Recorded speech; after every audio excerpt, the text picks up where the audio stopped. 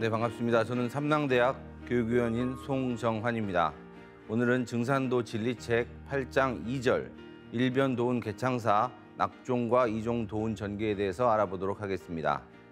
상제님께서는 내일은 삼변 성도라고 하셨습니다. 상제님 말씀대로 상제님의 천지공사인 세운공사와 도운공사는 모두 삼변으로 되어 있습니다. 그중에 오늘 도운공사 중 일변 도운인 낙종과 이종 도운에 대해서 공부해 보도록 하겠습니다. 자, 성구 말씀 하나 읽어보겠는데요. 나는 낙종물을 맡으리니 그대는 이종물을 맡으라. 추수할 사람은 다시 있느니라.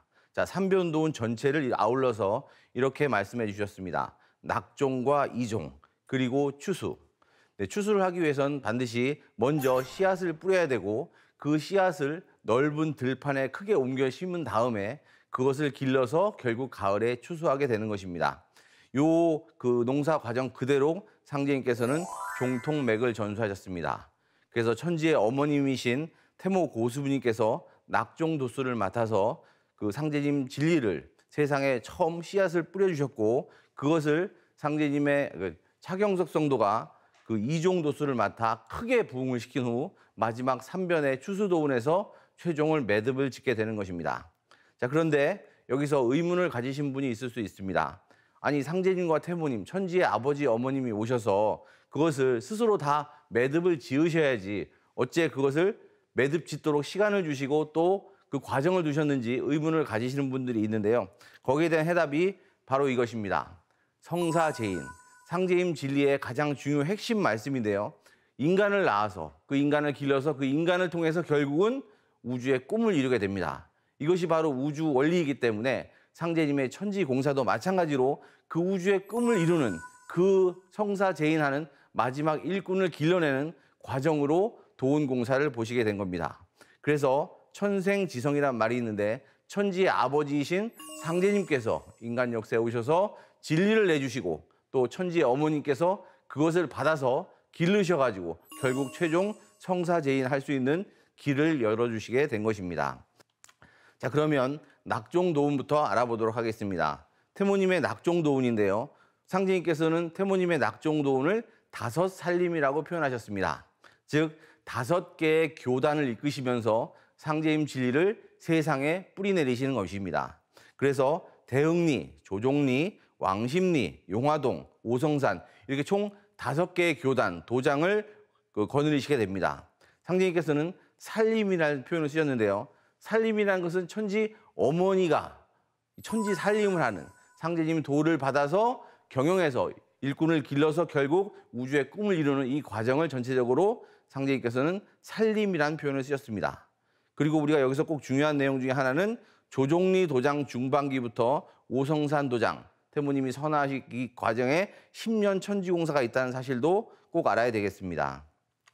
자, 성구 말씀을 읽어보겠는데요. 상제님께서는 6편 82장에서 이렇게 말씀하셨습니다. 수부님께 이르시기를 내가 없으면 그 크나큰 5살림을 어떻게 홀로 맡아서 처리하리오 하시니 수부님께서는 다만 상제님께서 어느 외처에 출입하시겠다는 말씀으로 하시니라. 자, 상제님께서는 내가 없으면, 즉 상제님이 어천으로 어천하시고 그 뒤에 태모님께서 5살림을 경영하게 된다는 것을 미리 이렇게 말씀해 주신 것입니다. 자, 그러면 첫 번째 살림인 정읍 대흥리 도장을 알아보겠습니다. 정읍 대흥리 도장은 1911년 신해년에서부터 무오년인 1918년까지 태모님께서 머무르셨던 도장입니다. 도운 개척사의 성지입니다. 처음으로 하나님의 진리에 교단이 세워진 곳이 바로 정읍입니다.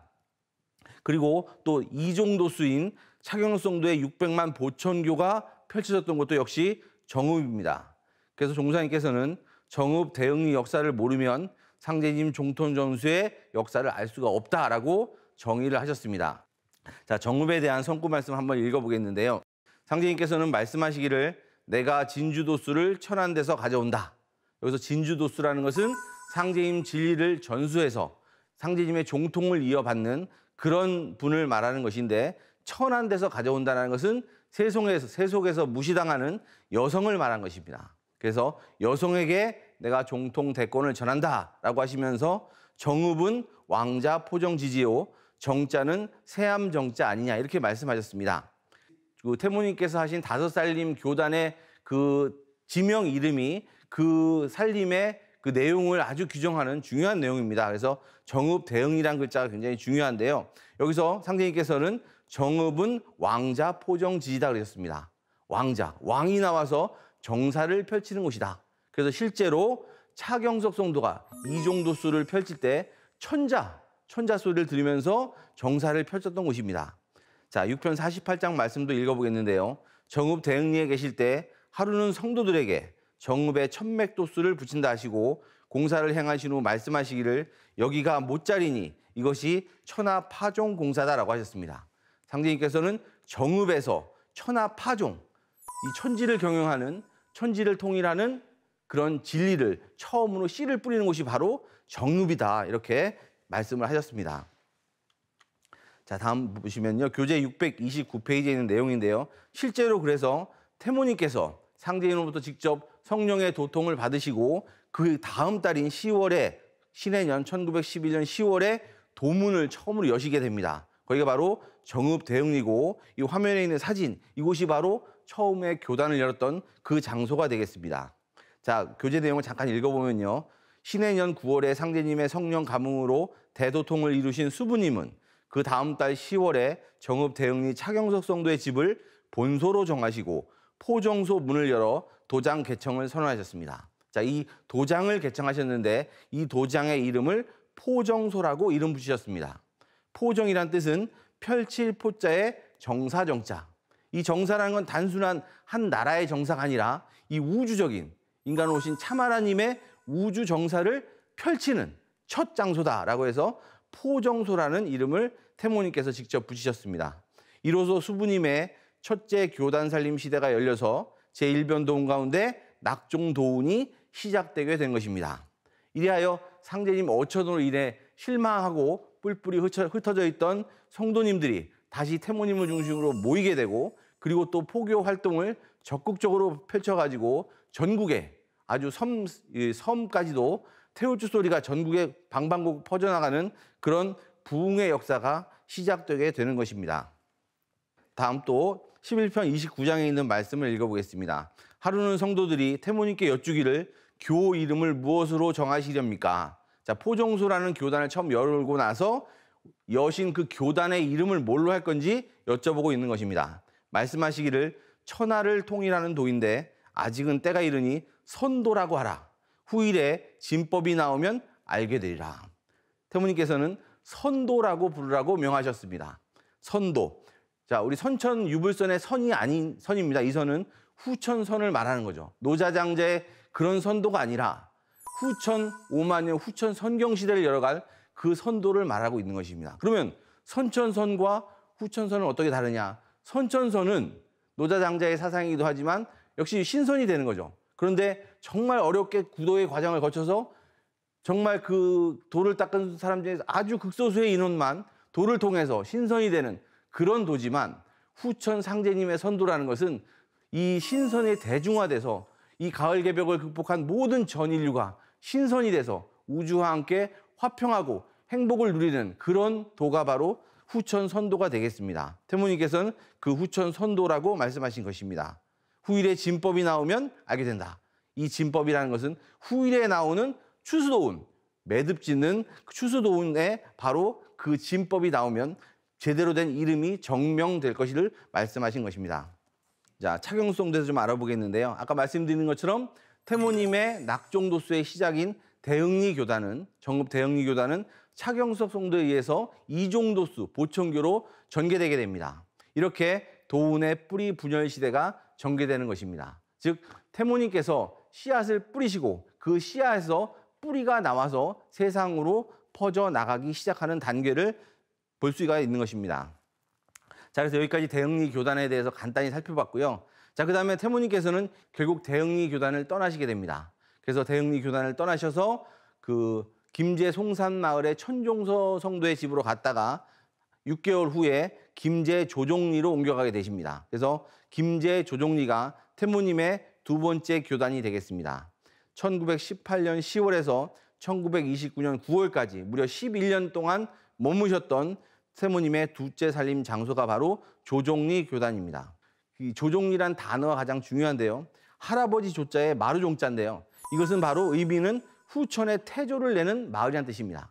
후천에 태조를 내는 마을. 이 조자는 할아버지 조자이면서 최초를 얘기하는 태조 조자입니다. 그래서 후천을 건설하는 최초의 인물, 그 인물이 나오는 교단이다, 장소다라고 해서 조종리라고 이름을 살펴볼 수가 있겠습니다. 자, 태모님의 그 낙종도수에서 가장 핵심되는 두 가지 내용, 주제는 뭐냐면 첫 번째는 상제님의 진리를 세상에 내놓는 교단을 세우시는 거고, 두 번째 내용은 뭐냐면 그 상제님의 진리를 매듭 지을 수 있는 추수도운의 지도자를 내는 공사, 이 두 공사가 그 태모님의 삶에서 가장 중요한 두 가지의 주제가 되겠습니다. 그래서 대흥리 교단에서는 상제님이 도를 처음으로 세상에 내놓는 그런 역할을 주로 하시고, 그 뒤에 나머지 4개의 교단에서는 주로 그 일을 매듭 짓는 추수도운의 주인공을 내는 그런 공사들을 주로 보시게 됩니다. 그래서 이 조종리 교단에서도 역시 마찬가지로 후천의 태조를 내는 추수도운의 주인공을 내는 공사를 보시게 됩니다. 자, 조종리 도장에서 가장 중요한 태모님의 행적 중에서 가장 중요한 것은 천지공사를 보신 것입니다. 태모님의 10년 천지공사가 시작된 곳이 바로 조종리 교단입니다. 1926년 병인년 인기어인 도수에 맞춰서 공사를 시작하게 됩니다. 상제님께서는 6편 44장에서 그대와 나의 합덕으로 3계를 개조한다라고 하셨습니다. 그대와 나의 합덕. 상제님과 태모님의 천지공사로 이 우주 3계를 다시 새롭게 한다라고 말씀하신 것입니다. 자, 태모님께서는 이렇게 말씀하셨는데요. 이제부터는 천지가 다 알게 내치는 도수인 거로 천지공사를 시행하겠노라. 내치는 도수다. 내치다는 것은 이제 세상에 드러난다는 말씀입니다. 태모님이 뿌리신 씨앗이 이제 뿌리를 내려서 그 대지를 뚫고 밖으로 나온다는 의미죠, 사실은. 그래서 그런 시간대가 됐기 때문에 내가 직접 천지공사를 시행한다라고 하셨습니다. 이어 말씀하시기를 건십수의 증산 상제님께서는 9년 공사요 곤구수의 나는 10년 공사이니 내가 너희 아버지보다 한 도수가 더 있다, 이렇게 말씀하셨습니다. 그래서 태모님의 천지공사의 핵심 내용을 몇 가지만 살펴보겠는데요. 태모님의 천지공사의 첫 번째 공사가 바로 칠성공사입니다. 칠성용정공사를 보셨는데요. 자, 거기에 대한 도전 말씀을 한번 읽어보겠습니다. 11편 99장 말씀입니다. 칠성공사는 후천 인간을 내는 공사요 낳아서 키우는 공사다라고 하셨습니다. 상제님, 태모님의 그 천지공사의 내용은 아까 말씀드린 것처럼 성사제인, 우주의 꿈을 이루는 그런 후천 인간을 내는 것입니다. 근데 그 성사제인을 칠성공사, 천상에 있는 북두칠성의 그 조화 기운을 받아가지고 이 성사제인의 인간을 낸다, 이런 말씀이거든요. 후천 기운은 사람을 키우는 칠성도수이니 앞세상은 칠성으로 돌아간다. 상제님의 천지공사는 낳는 일이요 나의 천지공사는 키우는 일이다, 이렇게 말씀하셨습니다. 교재 633페이지에 있는 말씀을 또 살펴보면요. 수부님께서는 칠성도수로서 10년 천지공사의 문을 여셨습니다. 후천 인간을 내는 그 칠성도수로서 태모님 천지공사의 첫 공사를 보신 겁니다. 칠성도수는 칠성의 조화성령 기운을 받아서 선천 인간을 후천 가을 인간으로 낳아 기르는 도수입니다. 이렇게 말씀하셨어요. 칠성도수는 칠성의 그 조화성령 기운을 받아서 선천 인간을 후천 가을 인간으로 바꾸는, 낳아서 기르는, 인간을 새롭게 하는 그런 도수다. 자, 이 도수에 따라서 장차 삼변도운에서 마무리 추수도운에서 이를 매듭 짓는 그 지도자와 일꾼이 나와서 육임의통구호대를 조직하게 됩니다. 육임의통구호대, 상제님 진리의 최종 매듭, 의통성업을 이루는데 이 칠성도수를 통해서 그 구호대를 조직하게 된다, 이렇게 말씀하셨습니다. 칠성의 조화 성령 기운을 받아서 가을개벽 병겁 상황을 극복하는 의통구호대 조직을 한다, 이렇게 정리를 하신 것입니다. 자, 그다음에 조종리에서 보신 공사 중에 또 다음번에는요, 상제님 어진봉안 공사를 보셨습니다.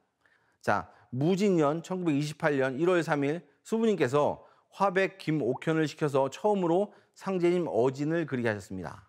그러나 화법이 졸렬하여 제대로 그려내지 못하자 하나님의 어진을 그린다는 게 어려웠겠죠. 그 당대에 오신 상제님의 모습을 그대로 그리는 것은 뭐 그릴 수도 있겠지만 우주의 그 통치자 하나님에 맞는 그런 위격에 맞는 복식이라든지 뭐 여러 가지 이런 것들을 제대로 그려낸다는 것은 거의 불가능했을 것입니다. 그래서 3월에는 당시 조선에서 가장 유명한 정산 채용신을 불러서 다시 그리게 하였습니다. 정산 채용신은 당대 가장 조선에서 유명한 초상화가였습니다. 자, 그래서 그 채용신을 불러가지고 어진을 3번 감수하신 끝에 3월 26일 태모님 성탄절에서 처음으로 상제님 어진을 이렇게 봉안하게 되는 것입니다. 채용신에 대한 내용인데요. 채용신이 대표적으로 그린 그 초상화로는 당대 임금인 조선의 임금인 고종황제 어진이 있고요. 오른쪽에 있는 건 최익현의 초상화인데 이 최익현의 초상화는 현재 우리나라의 보물로 지정돼 있을 정도로 아주 채용신은 유명한 화가였습니다. 당대에.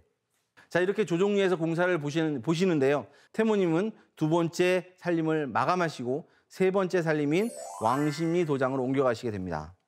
자, 그럼 3번째 왕십리 도장에 대해서 말씀드리겠습니다. 왕십리 도장은 1929년 9월에서 1931년 12월까지 약 2년 가까이, 2년 이상 머무셨던 곳입니다. 왕십리 도장은 그 첫 번째 살림인 대흥리 도장의 바로 길 건너편에 있는 마을입니다.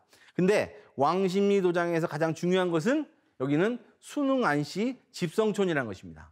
순흥안씨들이 모여 살고 있는 집성촌이다. 상제님께서는 그 왕십리 뒷산에 있는 비룡산, 그 비룡산에 있는 순흥안씨 제실에 가셔가지고 천지 수기 돌리는 공사를 보시기도 하셨습니다.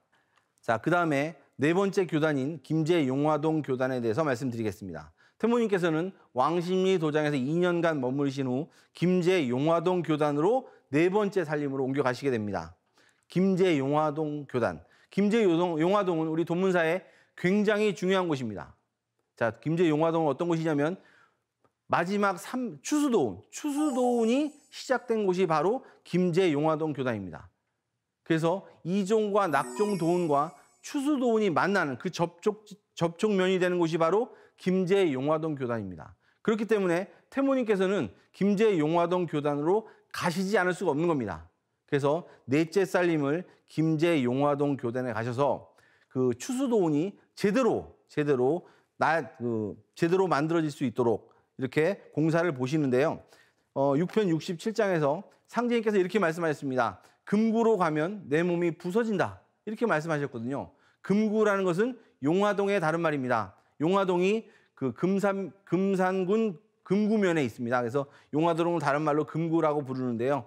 금구로 가면 내 몸이 부서진다. 상제님께서는 태모님이 금구, 용화동으로 가면 네 몸이 부서진다고 그러셨어요. 그런데 재미있는 것은 이 6편 67장 이 말씀 위쪽을 보면 뭐라고 말씀하시냐면 아침부터 상제님께서 태모님을 보고 자꾸 금구로 가자고 재촉을 하십니다. 금구로 가야 된다라고 하시면서 마지막에 금구로 가면 내 몸이 부서진다 이렇게 말씀하시는 거거든요. 즉 금구로 꼭 가야 되지만 만약 가게 되면 그렇게 되면 너의 희생에 의해서 네 몸이 부서진다라고 태모님께 상제님께서 말씀하시는 거거든요. 그럼 왜 금구로 가면 몸이 부서지느냐? 금구에서 삼변도운, 추수도운을 어머니로서 출산을 하시는 거거든요. 실제로 낳으시는 거거든요. 여기서 추수도운이 시작하기 때문에. 그래서 태모님께서는 모든 고초를 겪으시고 그런 것들을 겪으시면서 몸이 망가지셔서 마지막 5번째 교단으로 옮겨가시게 됩니다. 그래서 상제님께서 그걸 아시고 금구로 가면 내 몸이 부서진다라고 하신 것입니다. 자, 그러면 태모님께서 김제 용화동으로 가시는 계기가 된 건 뭐냐면 용화동에 있던 이상우라는 인물이 태모님을 모시기를 자꾸 원합니다. 그래서 태모님을 모시기를 원해서 사람을 보내고 해서 결국 태모님께서 처음엔 거부를 하시다가 나중에 용화동으로 직접 옮겨가시게 되는 것입니다. 그래서 이상우에 대해서 좀 말씀을 살펴보면요. 이상우는 어떤 인물이냐면 1928년 무진년 동지에 동화교라는 교단을 세웁니다. 동화교. 그리고 1929년에는 대순전경이라는 책을 간행하기도 했고요. 그래서 1930년서부터 경호년부터 여러 차례 사람을 보내서 수부님을 시봉할 뜻을 계속 밝히게 됩니다. 태모님께서 이제 허락을 하시고 용화동으로 옮겨가시게 되는데 그럼 이상우가 왜 수부님을 모시려고 했느냐? 그 이유는 단 하나입니다. 상제님께서 뭐라 하셨냐면 내일은 수부가 들어야 되는 일이다 라고 말씀하셨습니다. 상제님의 일은 수부, 여성에 의해서 매듭지어진다. 그래서 이상우는 태모님에게 이런 부탁을 하게 된 것입니다. 자, 그 다음에 이 이제 용화동에서 이상우에게 하신 말씀 중에서 가장 중요한 말씀인데요. 이게 이제 용화동에서 보신 공사 중에 가장 중요한 공사입니다. 자, 아까 말씀드린 것처럼 용화동에는 삼변도원, 아니 추수도원, 이변과 삼변의 추수도원이 시작되는 곳이고 그렇기 때문에 이런 공사를 보시게 되는데요. 보시면 태모님께서 용화동에 계실 때 천지에서 신도가 크게 내림에 여러 차례 용봉을 그려 깃대에 매달아 놓으시고 공사를 행하시더니, 자, 용봉을 그리셨다. 이게 굉장히 중요한 거죠. 상제님께서도 계묘년에 모악산 그 청년함에서, 안양동 청년함에서 용봉이란 두 글귀를 서로 맞대서 그 써주신 일이 있는데요. 그 태모님도 마찬가지로 용봉을 그려서 깃대에 매달으셨다. 즉 용봉기를 만드신 거죠. 용화동을 떠나시기 얼마 전에 용봉기를 꽂아두시고 이상호에게 이르기를 이루에 사람이 나면 여기로 누군가 찾아온다 그 말이죠. 용봉기를 꽂아놓고 잘 맞이해야 된다. 그래서 용화동은 추수도운이 시작되는 곳이다. 그 공사를 보시기 위해서 태모님께서는 용화동에 가셨고 그 추수도운을 이렇게 잉태하셨다가 그것을 낳고 몸이 망가져서 이제 5번째 도장인 오성산 도장으로 옮겨가시게 됩니다. 자, 오성산은 그 전라북도 군산시 성산면에 있는 산입니다. 그 금강 하구 쪽에 있고요. 그다음에 상제님께서 보신 금도수의 현장인 그 장안과 금강 하구, 그다음에 서해 바다가 보이는 그런 곳이 바로 오성산입니다. 근데 상제님께서는 이 오성산이 굉장히 중요한 의미가 있다라는 말씀을 하셨습니다. 뭐라고 하셨냐면 남조선배가 잘 도착하였다. 이 오성산이라는 곳은 상제님과 태모님의 천지공사가 매듭지어지는, 완성되는 의미를 가지고 있는 곳입니다. 왜 그러냐? 자, 상제님께서는 당신님의 천지사업 전체 과정을 남조선배라고 하셨는데 이 남조선배의 배 말뚝을 이 오성산에 박으셨습니다. 그것도 3번에 걸쳐서 현장에 직접 가셔서 배 말뚝을 박으셨습니다. 배 말뚝이라는 것은 배가 최종 목적지에 도착해서 닻을 내리고 그 닻을 묶어놓는 말뚝을 얘기하는 것입니다. 그래서 남조선배가 최종 도착하는 곳이 바로 이 오성산이다라고 해석할 수 있겠죠. 그래서 상제님께서 남조선배가 잘 도착했다 하시면서 이 오성산에 오셔서 무려 3번이나 배 말뚝을 박는 공사를 보신 곳이 오성산이고, 태모님의 천지공사 마찬가지로 이 오성산에서 최종 매듭을 짓고 태모님께서는 천상으로 선화를 하시게 됩니다.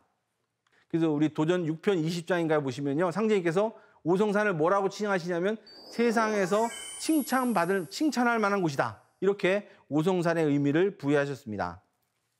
그래서 오성산에서 마지막 살림을 하시게 됩니다. 그리고 태모님께서는 오성산에서 생을 마감하게 됩니다. 그래서 당신께서 직접 을해년 이목에서 땅 꺼진다. 이목이라는 건 임피옥구를 말하는 것이고요. 오성산이 있는 곳입니다. 임피옥구, 즉 오성산에서 땅 꺼진다. 땅 어머니께서 천상으로 돌아가신다. 24년간의 그 5살림을 매듭 지으시고 천지로부터 받은 그 수부사명을 다 완결하시고 천상으로 가시는 곳, 이곳이 바로 오성산이고, 태모님께서는 이미 그것을 아시고 을해년 이목에서 땅 꺼진다라고 말씀하셨습니다. 자, 도전 11편 46장에 태모님께서 이런 말씀을 마지막으로 하셨는데요. 너희들 마음만 잘 고치면 선경세계를 보게 되건만, 이렇게 하셨고, 증산 상제님이 오시면 나도 올 것이요 내가 오면 상제님도 오신다, 이렇게 말씀을 하셨습니다. 자, 그래서 태모님께서는 천지 신명과 억조 창생의 어머니로서 10년 동안의 천지공사를 통해서 창생들의 모든 죄를 대속하시고 후천 5만 년 선경세계로 나아갈 길을 열어주시고 한 많은 세월을 뒤로 하신 채 천상으로 떠나시니 을해년 10월 6일 축시요 성수 56세다라고 이렇게 도전에 나오고 있습니다.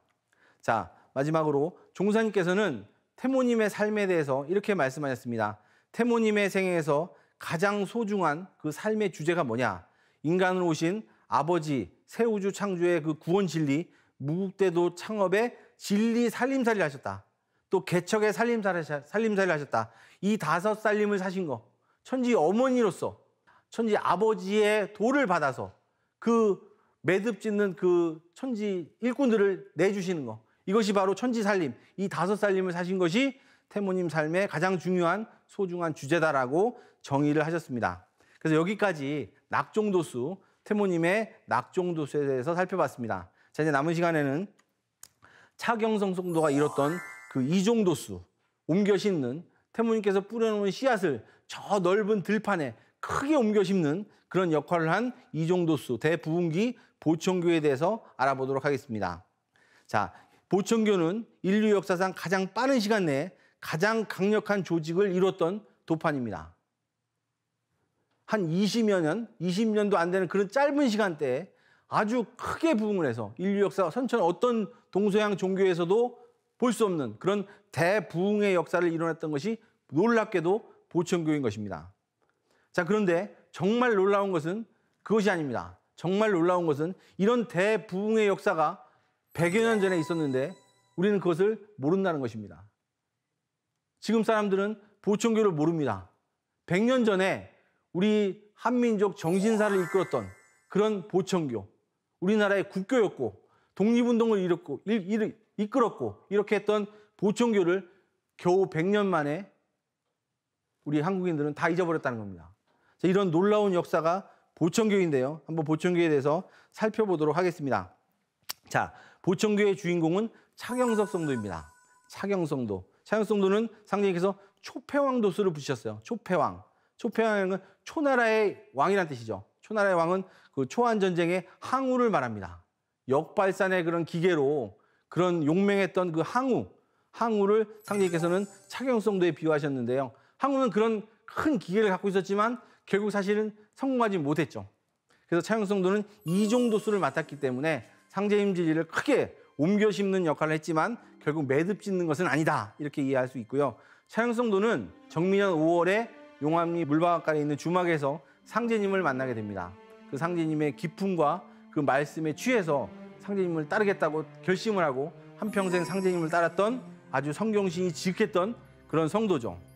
아주 기국이 크고 야망도 있고 성경신도 있었던 그런 차경성도인데 상제님께서는 차경석 성도를 동학역신 해원공사를 붙이셔서 쓰셨습니다. 동학역신. 우리 동학혁명에 300만 조선인들이 들고 일어나가지고 그중에 30만이 사상당하는 그런 엄청난 혁명이 있었는데요. 그때 억울하게 죽었던 정말 세상에 못 살겠다고 일어났고 나도 한번 왕후장상을 한번 해보자. 우리 다 같이 잘 사는 세상을 한번 만들어보자. 라는 그런 꿈을 가지고 일어났던 그 많은 순도자들을 그 원혼을 해원시키는 그 공사로 상제님께서는 차경석 성도를 쓰셨습니다. 상제님께서는 이렇게 말씀하셨습니다. 경석이 성경신이 지극함으로 달리 써볼까 하였으나 제 스스로 청하니 어찌할 수 없는 일이로다. 제 스스로 내가 이런 역할을 하겠다고 청했다. 이렇게 말씀하시는데요. 이건 무슨 말씀이냐면 자, 천지 음양도수를 보실 때 차경성도가 네가 후천이 되면 아내를 몇 명 둬야 되겠느냐라고 그 상제님께서 하문하시자 12명을 두겠다라고 합니다. 그 상제님께서 너는 어째 이 아내가 많이 필요하냐 했더니 12제국에 한 명씩 아내를 두고 한 달마다 돌아가면서 살면 남아행락의 극치가 아니겠습니까? 라고 대답을 하게 됩니다. 그 말씀은 전 세계를 그 통치하는 그런 천자가 되고 싶은 그런 꿈, 야망 있었다는 것을 내비치게 된 거죠. 상제님께서 그 말씀을 듣고 네가 좀 그렇다면 너 그런 그 꿈을 이뤄줄 수 있는 그런 도수를 상제님께서 붙이게 되는 것입니다. 자, 이제 경석에게 동학역신 해원의 3태 육경 도수를 붙인다. 3태 육경이라는 것은 삼정승, 육판서를 거느리는 즉 임금님이죠. 임금이 되는 왕이 되는 그런 동학역신 해원 도수를 경석에게 붙인다. 이렇게 말씀하셨습니다. 배짱이 그만하면 능히 그 책임을 감당하리니 뒷날 두고 봐라. 경석이 금전도 무수히 소비할 것이요 사람 모으는 것도 가보년보다 훨씬 많게 될 거다. 가보 동학혁명 300만이 일어났던 그 가보 동학혁명보다 더 많은 사람, 더 그 큰 기울하고 더 큰 일을 펼칠 것이다 라고 상제님께서 이렇게 말씀하셨습니다. 그래서 결국 700만이라는 동학역신 해원도수를 현실화시키는 그런 대역사를 이루게 되는데요. 뭐 어떻게 차경성도가 어떤 능력으로 이렇게 대부흥의 역사를 이룰 수 있었는지를 살펴보도록 하겠습니다. 자, 첫 번째는 60방주제 조직입니다. 조직이죠. 그 차경성도는 조직을 운영하는 데 귀재였습니다. 상제님을 처음 만나셨을 때 닭국에 벌 한 마리가 빠졌는데 상제님께서는 벌은 규모가 있는 동물이다. 이렇게 말씀하셨거든요. 규모라는 건 조직이죠. 그리고 차경성도가 상제님에게 묻습니다. 어떻게 하면 인권을 얻을 수 있습니까? 어떻게 하면 사람을 내가 많이 먹을 수가 있습니까? 라는 질문을 하게 됩니다. 상제님께서는 욕속부달이다. 서두르면 일이 이루어지지 않는다 라고 말씀하셨는데 상제님 그대로 큰 대부흥을 이루었지만 결국은 매듭을 짓지는 못하게 됩니다. 그래서 60방주제라는데 60방주제는 방주라는 것은 그 핵심 간부 조직을 말합니다. 그래서 처음에는 24방주제에서 시작해서 결국 60방주제까지 이런 조직을 만들어서 이 간부 조직을 만들어서 이것이 다 전부 계속 분화해 나가면서 결국 몇 달 만에 55만 7,700명의 간부를 확보하는 이런 대부흥의 역사를 만들어내게 됩니다. 그래서 상님께서는 초장봉기지세다. 도운의 계시가 초장봉기지세다. 이런 말씀하셨는데요. 초나라 장수가 처음에 크게 일어나는 것과 같이 도운이 처음에 크게 일어날 것이다 라고 말씀하셨는데 말씀 그대로 차영성도는 이 간부 조직을 가지고 초창기 큰 부흥의 역사를 이뤄내게 됩니다. 자, 두 번째 이유는 뭐냐면 스페인 독감입니다. 1918년에 전 세계적으로 팬데믹이 터집니다. 그것이 바로 스페인 독감이죠. 이 스페인 독감으로 인해서 1차 세계대전이 끝을 맺게 되는데요. 우리 조선에도 우리나라에도 이 스페인 독감이 들어와가지고 무려 700만이 감염됩니다.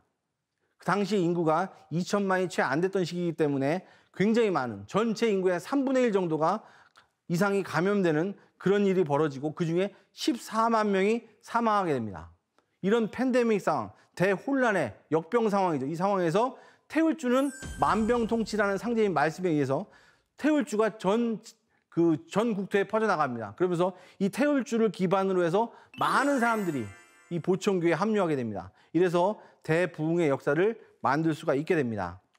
그 다음 이유는 뭐냐면 후천개벽입니다. 새로운 시대에 대한 열망입니다. 이 당시에 일제시대였고 일제에 의해서 억압되고 착취당하는 그런 민중들이 앞으로 펼쳐진 새로운 세상에 대한 강력한 희망의 소식을 이 보청교를 통해서 본 것입니다. 이것이 바로 후천개벽 소식입니다. 앞으로 후천개벽이라는 전 인류가 함께 잘 사는 그런 새로운 세상이 온다라는 꿈과 희망, 이것이 바로 그 암울했던 그 조선시대의 많은 우리 조선 백성들에게 희망을 주면서 이런 대부흥의 역사를 이뤄내게 됩니다. 교재엔 이렇게 써 있습니다. 식민지 백성으로 암울한 삶을 살던 때 지상선경 세상이 열린다는 교리는 조선의 독립과 새 왕조 건설이라는 새 희망의 소식을 강력하게 예시하게 됩니다. 자, 그리하여 결국 1921년 황석산에서 천제를 올리고 결국 보청교가 대부흥의 역사 끝에 나라를 세우게 됩니다. 그래서 그 나라의 이름은 시국, 그 다음에 그 교회의 이름은 보화교라고 이름을 짓습니다. 보화교. 보화라는 건 넓을 보자에 조화의 화자죠. 하나님의 조화의 세계가 널리 펼쳐진다라는 의미의 보화교라는 이름으로 그 나라를 세우게 됩니다. 자, 그래서 그 미국 국무성 밀러 보고서를 보면요. 당대에 실제로 보청교 신도가 600만이었다라는 실제 역사 기록이 나옵니다. 혹자는 700만이다라고 하는 사람들까지 있는데요. 600만을 넘어서 700만의 그 보청교 대부흥의 역사가 현실 역사 속에서 실제 있었다라는 것을 우리 미국 국무성 밀러 보고서에서 확인할 수가 있습니다. 아까 말씀드린 것처럼 이런 대부흥의 역사가 있었는데 우리는 그것을 전혀 모르고 있습니다. 이게 놀라운 일이죠, 사실은. 그리고 그 당시 우리나라 인구수 대비 종교인 수를 비교한 내용이 있는데 우리나라 총 인구가 1,900만 명, 그중에 보청교 인구가 600만, 기독교 인구가 겨우 30만밖에 안 되는 이런 시대가 있었던 것입니다. 쉽게 말하면 이 당시 우리나라의 대한민국, 조선의 국교는 보청교였던 것입니다. 자, 그리고 차영성도는 11전이라는 건물을 짓게 됩니다. 그 정읍 대흥리에 11전이라는 대궁전을 졌는데요. 11전이라는 이 궁전은 동아시아에서 가장 컸던 그런 궁전이고 그 경복궁 근정전, 임금님이 조선의 왕이 그 업무를 보던 근정전보다 더 큰 11전이라는 대궁전을 짓게 되고 부속 그 건물만 45개가 되는 대궁전을 건설하게 됩니다. 자, 이렇게 보청교가 대부흥, 상제님의 이종도수를 현실화시키는 동학역신해원도수가 펼쳐지게 된 것입니다. 자, 그런데 이 보청교가 이제 이렇게 크게 부흥하다가 말 그대로 이종도수이기 때문에 우리가 옮겨 심고 나서 바로 추수를 하는 것은 아닙니다. 옮겨 심고 나서 수많은 시간이 지나고 나서 그 폭풍우와 그 많은 시련들을 겪고 나서 결국은 추수를 하는 거기 때문에 그 과정 속에서 이제 이종도수는 문을 닫게 됩니다. 그 계기가 되는 것이 일제의 탄압인데요. 자, 기사년에 대대적인 탄압을 시작합니다. 일제가 기사년은 1929년인데요. 1929년부터 대대적인 보천교 탄압을 시작합니다. 그래서 10일전 낙성식, 완공식이죠. 을 못하게 하고 보천교 신도를 검거하는 검거령을 내리게 됩니다. 그리고 또 일제의 꿰매에 빠져서 이상호, 아까 말씀드린 그 용화동의 이상호가 보천교라고 이름을 바꾸고 보화교를 보천교로 이름을 바꿔서 조선 총독부에 등록을 하게 됩니다. 당시에 일제는 그 종교들을 이렇게 관리하고 있었는데 보천교를 그 총독부에 등록을 하도록 권유를 합니다. 그래서 그 통제를 원활하게 할 수 있도록 그 총독부에 등록을 하도록 이렇게 유혹을 하는데 이때 이상호가 그 등록을 하게 되죠. 총독부에. 그때 이름을 보화교를 보천교로 바꿔서 이름을 바꿔서 등록을 하게 됩니다. 그리고 이렇게 되면서 교단 공개가 됨으로써 일제의 감시와 통제 속으로 들어가면서 보천교가 쇠락의 길로 들어가게 됩니다. 그리고 유사종교 미신으로 매도하고 적극적인 탄압과 위압을 가하기 시작합니다. 그래서 차영성도가 결국 세상을 떠나자 증산상제님을 신앙하는 모든 교단의 활동을 준독립운동으로 규정하고 대포갑 명령을 내리게 됩니다. 자, 이런 일제 탄압의 역사가 있었고요. 차영성도는 사실 어찌 보면 상제님 천지공사에서 아주 큰 역할을 맡았지만 우리가 사실 크게 평가를 받지 못하는 부분이 있는데 어찌 보면 지금의 우리 추수도운이 크게 판몰이를 할 수 있는 그 기반을 깔은 그 인물이 바로 차경성도가 아닌가 이렇게 생각해 볼 수가 있겠습니다. 자, 마지막으로 보천교 문화운동과 그 한계에 대해서 알아보겠습니다. 자, 보천교는 일제시대 때 많은 문화운동, 독립운동을 펼쳤는데요. 일본이 거기에 대해서 많은 탄압을 했습니다.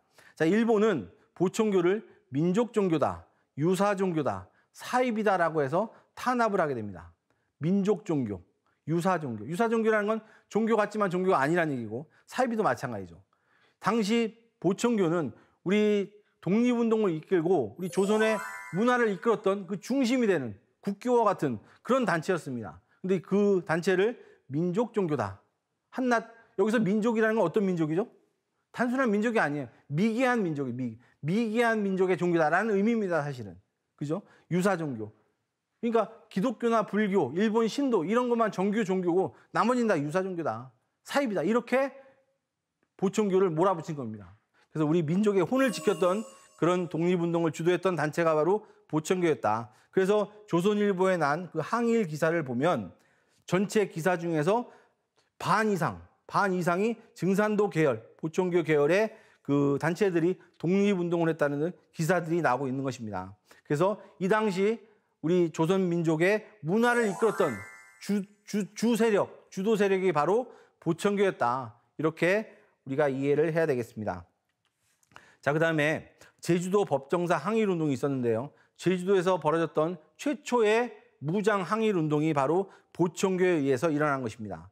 그래서 이 보천교에 의해서 법정사에서 무장 그 독립운동이 일어났고 이 운동이 바로 다음 해 6개월 후에 있었던 3.1운동의 도화선이 됩니다. 그리고 총 24방주 중에 18명이 체포가 되고요. 아까 말씀드린 이 과정 속에서 독립자금 10만 원이 목포항에서 압수당하는 그런 일까지 벌어지게 됩니다.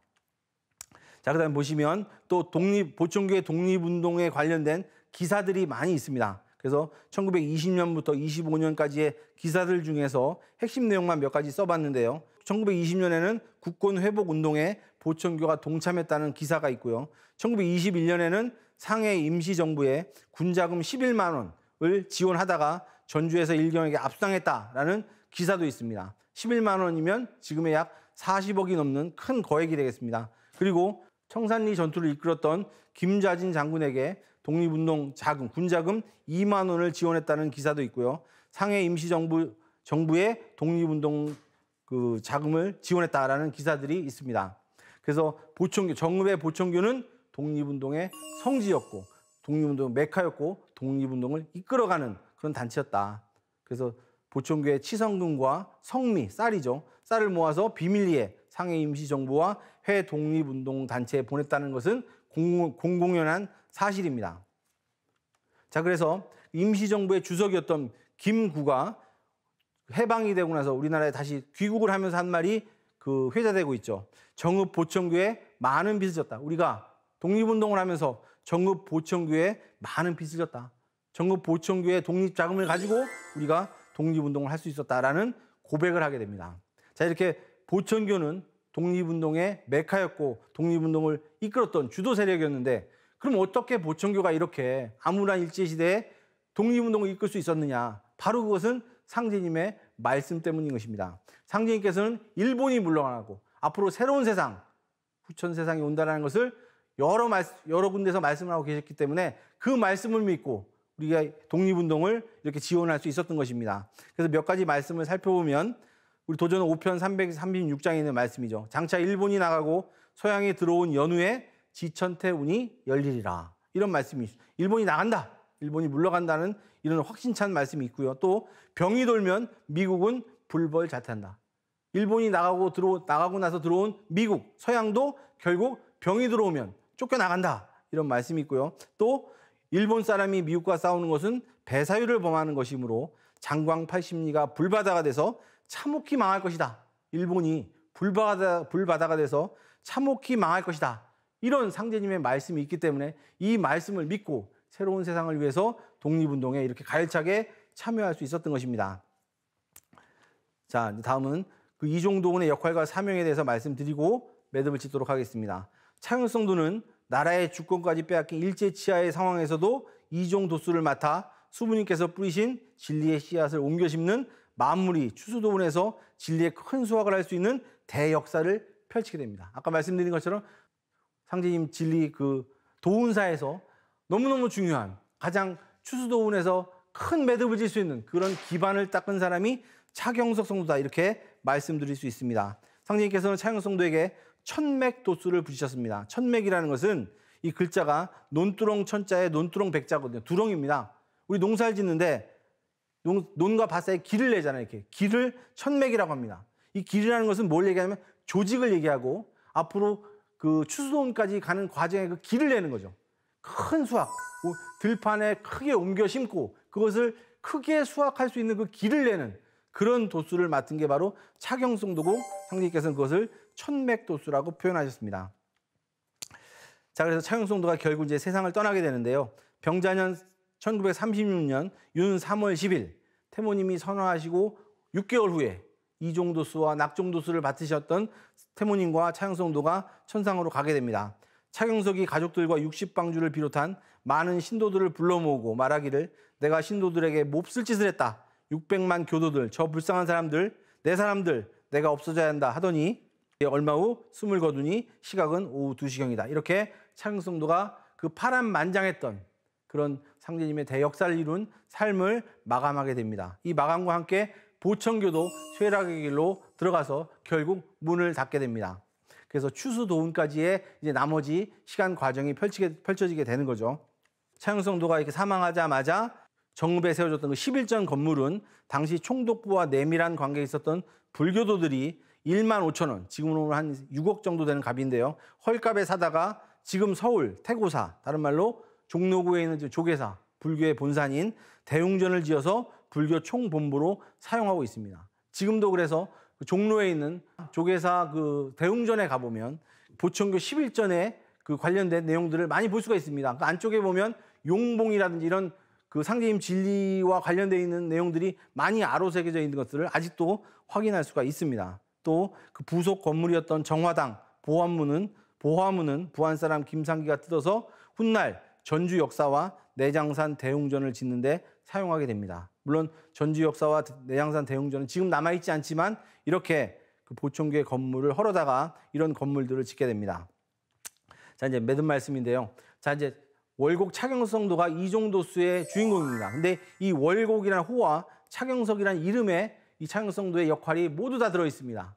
이 월곡이라는 호는 상제님께서 직접 내려주신 호고, 차경석이라는 이름도 상제님께서 직접 지어주신 이름입니다. 자, 어떤 의미가 있는지 한번 살펴보면요. 경석이라는 이름은 상제님께서 역시 지어주신 이름인데 후천 5만 년 세상의 주춧돌이 되는 인물이다. 경석, 서울경자의 돌석자. 후천 5만 년 새 수도의 새 진리의 주춧돌이 되는 그런 인물이다라는 의미가 차경성도입니다. 그래서 종사님께서는 이렇게 이제 매듭을 지어주셨는데요. 보천교는 선천 원안의 역사를 정화하고 진법으로 나아가는 대역사였다. 선천 우리 그 도운사에 수많은 순도자들도 있었고 그 원한의 역사가 있었는데 그런 선천의 많은 원한의 역사들을 정화시키고 결국 진법이 나올 수 있도록 나아가는 그 역사 과정이 바로 보천교였다 이렇게 말씀하셨습니다. 그래서 오늘 말씀드린 태모님의 낙종도수, 그다음에 창윤성도의 이종도수, 우리 도운사의 아주 소중한 역사 과정입니다. 네, 이상으로 오늘 진리책 강독 8장 2절 내용을 모두 마치도록 하겠습니다. 감사합니다.